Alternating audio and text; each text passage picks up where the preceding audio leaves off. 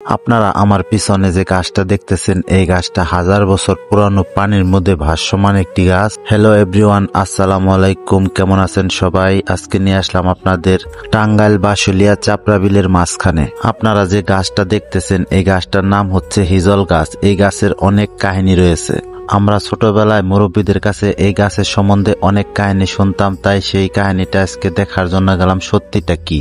এই গাছটা নদীর একদম মাঝ বরাবর রয়েছে। তবে অবাক করা বিষয় হচ্ছে এই চাপড়া বিলে যতই পানি হোক কখনোই এই গাছটা পানির নিচে তলায় যায় না। বাংলাদেশে কত বড় বড় বন্যা ঝড় তুফান হয়, কখনো এই গাছটার কোনো ক্ষতি করতে পারে না।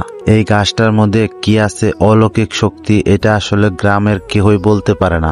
এই টাঙ্গাইলেরই একটা লোক কামরূপ কামাখ্যা জাদুর দেশে জাদু শিখতে যায়। জাদু শিখার পর এই গাছটার উপরে বসে বাংলাদেশে এসে যায়, আর এই চাপড়া বিলের মাঝখানে এসে গাছটা একদম থেমে যায়। সেখান থেকে এই গাছটা হিজল গাছ নামে পরিচিত। আপনারা দেখতেছেন হাজার হাজার নৌকা নিয়ে মানুষ এসেছে এই গাছটা শুধু দেখার জন্য। তবে আমাদের সাথে চশমা পরা যে ছেলেটাকে দেখতেছেন এই ছেলেটা কিন্তু নায়ক আরিফিন শুভর চাচাতো ভাই। ওইও আমাদের সাথে এই গাছটা দেখার জন্য শুধু এসেছে। তবে আমরা যা দেখলাম এই গাছের গোড়ায় অনেক মানুষ অনেক ধরনের মানত করতেছে। জানি না কি বিশ্বাসে তারা এই গাছের গোড়ায় মানত করে।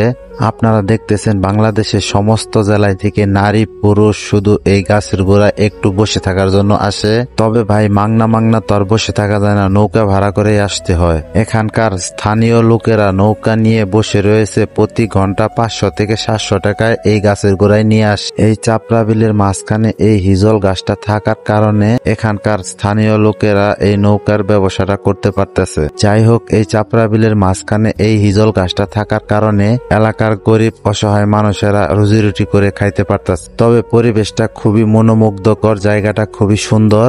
আপনারা যদি কেউ ওই টাঙ্গাইলের আশেপাশে থাকেন তাহলে অবশ্যই এই বাসুলিয়ার হিজল গাছটা দেখে যাবেন। তবে আমার এই জায়গাটা খুবই ভালো লাগছে। টাঙ্গাইলের মধ্যে একমাত্র দেখার মতো জায়গা হলে এইটাই আছে। ভিডিওটা যদি ভালো লেগে থাকে তাহলে অবশ্যই একটি লাইক দিয়ে শেয়ার করে অপর ভাইকেও দেখার সুযোগ করে দিবেন।